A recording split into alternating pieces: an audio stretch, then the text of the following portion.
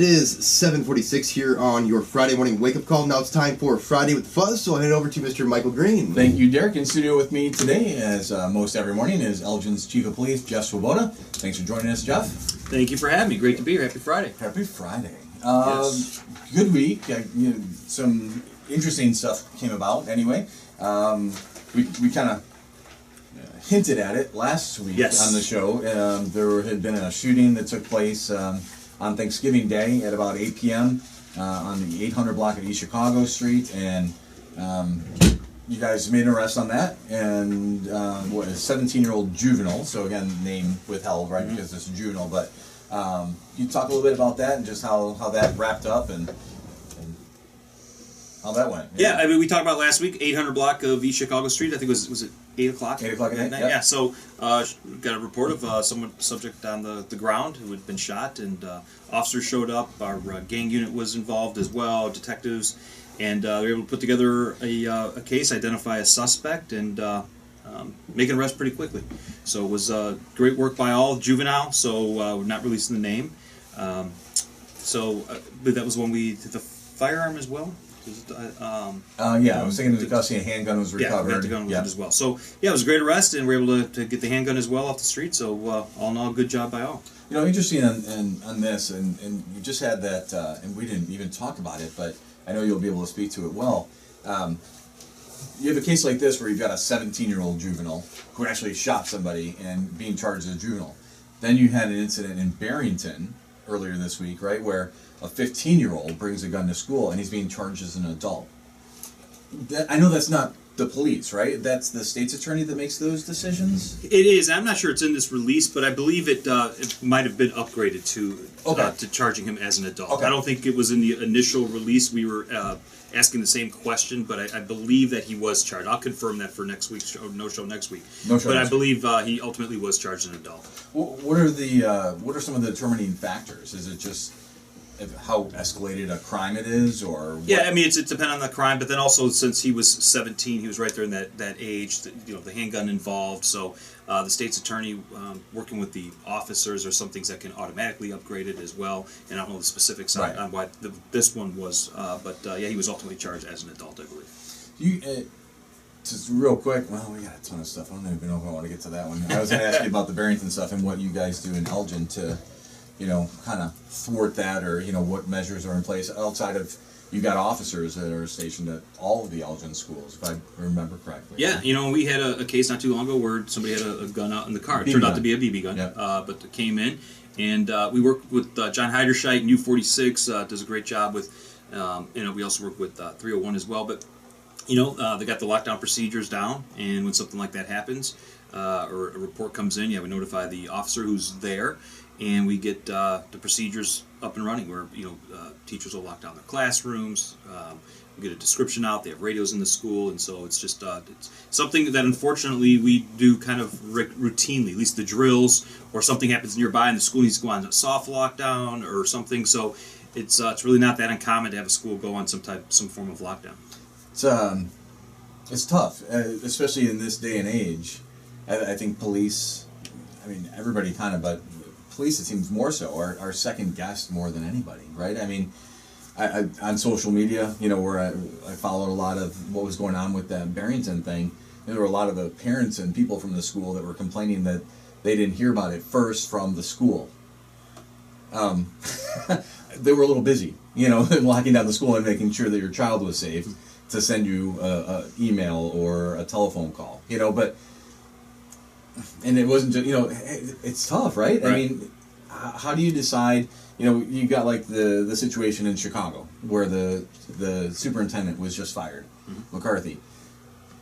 It's, what was released, he's got 11,000 some officers, I think you said, that he's responsible for, but ultimately he's the chief and it comes down to him. You're in the same boat with a little less, a few less officers, but how do you deal with it every day? I mean, just personally, like, is it tough? Did you second guess yourself a lot? Well, I mean, you definitely think through, decisions as best you can, and going into not necessarily what happened in Chicago as far as the firing and not sure that works, but the chief's ultimately responsible for the day-to-day operations of the police department, and so I think what most people expect, at least what I've always found, is that police department's made up of human beings, so people are going to make judgment calls all day long. Sometimes they do the right thing. Sometimes if the wrong thing is done. I think what people look for the supervision within the police department is that they address it when something happens. We address it. We've talked about it many times here. We've had issues that we're not proud of within the Elgin Police Department, but we deal with them. And so I think what we look at within the way I feel within the Elgin Police Department is, first of all, it starts with who you hire. You hire good people, but again, they're people, so they're going to fall short from time to time, make mistakes, and so hopefully we continue to train them, which we're very blessed to have we do a great training here in Elgin. I think we might even talk about a little bit of active shooter type of stuff. But so we're doing a ton of training.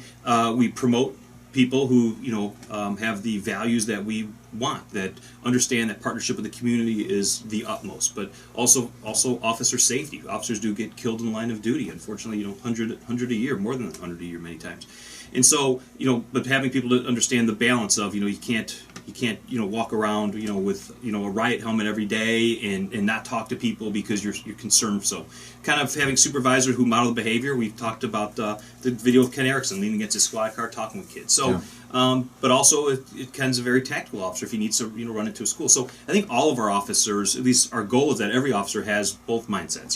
The guardian mindset, that they understand that working with the community, problem solving, identifying the problems is job number one. But the minute the radio call comes in, there's an active shooter someplace, they can go into that kind of warrior mindset that says, let's go. Yeah. And so it's all about hiring good people, promoting the right people who have the culture or have the beliefs and want to supervise people, want to help them grow, and then having leadership throughout. And we have people on here, the commanders and Deputy Chief Wolf, who walk the walk as well. They're great police officers, but they also if something comes on their desk, we're not going to hide it. We're not going to shy away from it. So all those things kind of come together. Yeah, sometimes it's if something happens, like you said, 11,000 officers, and an officer does something that's deemed to be inappropriate or even a crime that's going on in Chicago, people say, how is that, the chief's fault? Well, fortunately, unfortunately, everything falls on the chief as far as that's the person who sets the culture. Now, you could argue how much time do you have to set that culture, how many times,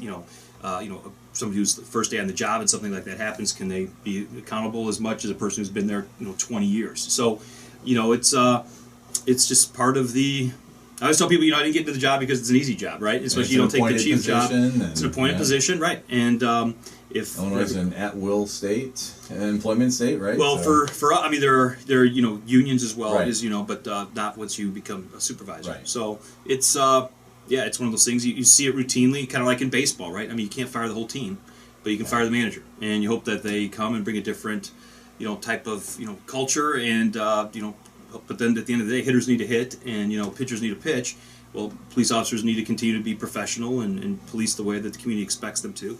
So it's like I said, you can't fire the whole police department, and there's one appointed position at the top, and they're looking for a change, and so it's not a surprise to anybody who's a police chief. I know people who are very comfortable being second in command and say I'm going to retire second in command. I'm good like this. I don't need the entire spotlight. Exactly. Yeah. So I want a little bit more security than I want the to be in that seat. So not always pretty. We've had things that we've talked about in the past, and I know after the Fox Lake incident, we kind of talked about how does this happen? What things are in place that you guys are doing to make sure that something like this doesn't happen in Elgin. And there was some information put out this week that it looks like you guys are doing an internal investigation currently where Freedom of Information Act request was filed regarding some of your community outreach and youth programs in the department, things like that. And some of the information was released and some was not. Can you tell us why and what's going on? Yeah. So as we talked about, we were watching everything unfold in Fox Lake as well, and actually when it came out that that there was stealing being involved and all these issues with the funds, my command staff, which again very proud of, started immediately with contacting each other. Hey, we should probably look at all of ours. Let's start going through all of our accounts, just like when. We see, an active shooter situation, we start looking at our stuff and say, okay, are we ready for an active shooter? Yeah. What would we do if that happened here? So, very similarly, so then we started looking at all of our programs and where we spend money and how we spend money, and we saw some things that that were we had questions about. And so we didn't start an internal investigation. So because we weren't sure what we have, we start looking into it. Well, the press then gets information, so then they do a FOIA, Freedom of Information Act. And because we're looking at it at the same time, we're not going to turn everything over to the press and say, here it is. But because it could potentially be a criminal investigation, we don't know what we have. Right. Okay. And so that's the difference between being an internal investigation or being a criminal investigation. This, because we don't know if there's a crime committed or not, we're working through it. So we don't release it to the press. Well, then the press takes that as obviously something's going on. There's a crime. And what we've in these stories, they haven't said who. It's a matter of we're still working through what we have. And at the end of this, if we find out a crime was committed, there'll be a press release and we'll arrest people. But that sounds bigger than it is. It's right. not that. But I'm just saying, wherever this leads us. But at this point, we just don't know what we have. So we're Has working anybody through been it. Suspended? We have one person on leave right now. Yeah. Okay. Mm-hmm. So we're working through that. And once we are able to say what happened, because again, we don't know where it's going to end. It may end with nothing. So that's why we don't like to put stuff out, right? But like I said, like you said, in this real-time information, everybody wants information now, and it's like, well, we can't give you information because we don't have information, and then it turns out through your investigation that, well, maybe this isn't as bad as we thought it was, or maybe we were wrong in our initial thought, but that was information. You can't unrelease it. Well, right. And that's the danger. The issue with this one, again, this is a criminal investigation. It's an investigation we're looking at, so it's not an internal one where we're doing. Right. And one of the things that you can't release FOIA records on is during a criminal investigation. Now, internal investigation is a little different, and so that's where I'm not trying to get down into the weeds with it. But so this one, again, and it sounds ominous, and people have called, and it's really just a matter, we don't know. We're looking at it right now, and things take time to do investigations.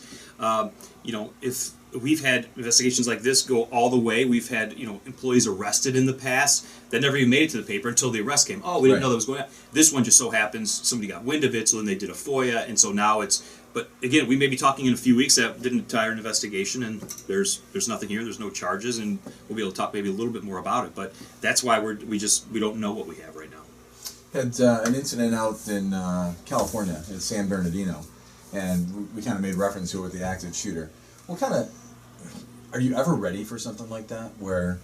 And how do you prepare? I just imagine that's almost like worst case scenario, Yeah, in any of these situations, and we do active shooting drills every year, and we pick different schools. We've had Jim Valley in here. We just did a big one this last year, did with the fire department, even neighboring agencies, and we do an entire active shooter where I think we had hundreds of role players this time, so we try to make it as realistic as possible. But in every single one of these, and in any real incident that I've been involved in, or any police officer has been involved in, that it's just chaos. It's basically like an organized chaos, or at least some type of trying to put some parameters around this chaos. So on these types of calls, we have procedures in place. We know what to do as far as how to respond, where to respond. We're able to work with the fire department to get in and help people as quick as we can. We do. We've changed procedures because the statistics have shown that these shooters, especially if when we talk about school shooters, it's upon contact with the police that it'll generally end. Not always by the police, but many times they'll take their own life. Yeah. And so the quicker that the police can get in there and stop shootings from occurring, the better. So there used to be, I remember the training where we'd wait for 3 or 4 officers and do kind of this diamond formation, and kind of it was more. It was just, I guess, more choreographed a little bit better. Where now it's everyone pretty recognizes that if you're there, you're going to go in. You're going to go in and work through it. So we do this training. We work through it. But it's chaos. The radio's a mess. You've got alarms going off in the schools many times. Fire alarms are going, so you can't even hear your radio. Dispatch is trying to get information or trying to give information.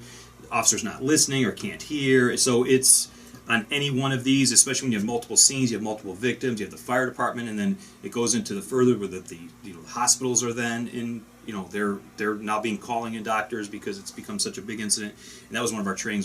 We brought it forward to the hospitals, and they did an emergency. So it was actually it was a great training. So you train for it, you prepare as best you can, then afterwards you debrief, you say, what do we need? We've worked on getting, repeaters in buildings from time to time to say, we can't hear the radio in here. So we learn from it. We learn from everybody else's, what they're going through. There'll be an after action out here in San Bernardino as far as what they did. And that's what's good with police. It's always how can we improve, and so we'll share. Fire is the same way. Learning from other people. Okay, here's what they did and it worked or it didn't work, And so we'll be watching that. But unfortunately, we have many examples with these mass shootings that are going on that we can learn as far as tactics, as far as getting information out. I know they were getting hit by some media sources that they didn't do any press release for hours, and people wanted to know what's going on. Are we looking? What are we looking for? And I don't know what the answer was, but I don't know that they knew exactly what they were looking for early on. But it's just people want to know, if you lived in that area, you'd want to know, okay, what should I be on the lookout for? But if they didn't necessarily have a whole lot of information. So afterwards, there's always ways you can do it better. The public is generally, sometimes saying, they wish the police would have released more or something going on. The police themselves will look at the incident and say, we could have done a better job here or there, or this piece of equipment is needed. So it's, we talk about it, we've talked about the bat before, the bat's a good example of, we use it routinely on, people with gun calls, some, violent or domestic situations or barricaded subjects. But we have some people, you don't need it. And they say, well, we need it when we need it. And right. We've needed it multiple times around here. And when you saw it on TV with an active shooter in San Bernardino, they had those vehicles out there. Those people were, long guns, body armor. I mean, everything isn't just, an 18-year-old kid running around with a handgun. I mean, some people have some serious firepower that if you go up against, you need to be prepared for. Got a couple of events going on. You've got the open house tomorrow, and you also have a Chiefs meeting on Monday. Would you like to invite the public? Public, you are invited. Yes. So tomorrow, come on down to the police department from 12 to 5. We're going to have the dogs giving a demonstration as well. We'll have something out on Facebook or and also on our website if you don't have our Facebook. But come on down. There's all of our, if you want to learn more about how to be a police officer, how to be an explorer, how to be a telecommunicator, ton of information. So you come down and do that. So it's a very fun day. Tours of the police department, pictures. It's a great time. And the whole downtown's doing a window Wonderland. Yes. Something like that. And that video, that 12 Days of Christmas, I had to say that, and I said it very slowly because it was very hard to say. But anyways, so come on down to the entire downtown, and you can go into those different open houses that are happening and see the different windows that are out. And then Monday is the Chiefs meeting, so anybody can stop down, talk about any issue, good, bad. We can talk about what's going on. Chiefs meeting still at the station? At the police department, yep, and it starts at 6 o'clock. Community room? Community room, yeah. You walk in, you go to the left, and right we've had to move it upstairs the last few times because we've had such a big crowd. Yeah, so it's been good. So a lot of people showing up, so if you want to come down and find out what's going on, or you have an issue you'd like to address, and we've had 301 with us before, we've had code with us at these meetings, so sometimes they're police issues, sometimes they're not, but as we've talked about before, the city has this one Elgin approach, and city manager's really been pushing this idea that, hey, just because somebody comes with a code issue to the police department, you're still responsible for at least getting them the information they need and solving the problem, and not just being like, oh, it's not us. Right. It's not us, go to code. No, the answer is, find what the answer is and get them the information they need, even if you're not the one solving it. So you can really come down if you have really any issue, and at least we can point you in the right direction. Figure it out. Yeah. Jeff, thanks for being open with everything, and always being there to answer the tough questions and the easy questions that I throw at you most of the time. But no, we do appreciate our relationship and appreciate you. Thank you very much. Thank you very much, guys. You guys have and everybody have a safe and happy holiday. Have a great weekend. Steve Thorne's birthday on Sunday. What's that? Steve Thorne's birthday on Sunday. Oh, is it really? Oh yeah, I was at the Triad meeting with him last night. Great little shout out to Elgin Triad last night. Had a nice meeting out at the Grumpy Goat. I saw some great pictures, Sherry and she Steve. posted pictures? Yep. Oh, good. Yep. So it was Steve good. from South Elgin. If you didn't get a chance to see that 12 Days of Christmas you got to go watch it. That's a classic. It's a classic. Number 5 is super important. Yes. Don't touch the donuts. Don't touch the donuts. All right. Thanks, Edge, for that. Thank you, Elgin Chief of Police, Swoboda. We appreciate it. Thanks, guys. Listening to AM 1410, WRMN. And Elgin.